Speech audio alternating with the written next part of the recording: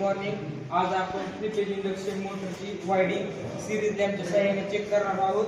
Winding बरोबर आहे की खराब झाली आहे. एक ब्लॅक आणि 2 रेड वायर घेतलेले आहेत. एक फोल्डर आणि एक 100 वॅटचा लॅम्प घेतलेला आहे.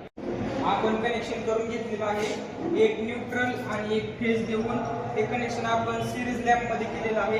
त्याच्या सहाय्याने आपण मोटरची वायडिंग चेक करून घेऊ. मोटर वायडिंगचे हे 6 टर्मिनल आहेत. आता आपण सिरीज लॅम्पच्या सहाय्याने चेक करून घेऊ. ही आपली एक वायडिंग बरोबर आहे. आपण आता दुसरी चेक करून घेऊ. दुसरी वायडिंग पण आपली बरोबर आहे. आपण आता तिसरी चेक करू. तिसरी वायडिंग पण आता बरोबर आहे. हा बल्ब ग्लो नसता झाला तर आपली मोटर ही खराब होती. आपण तिन्ही वायडिंग चेक करून घेतलेल्या आहे. तिन्ही वायडिंगला आपला बल्ब ग्लो झालेला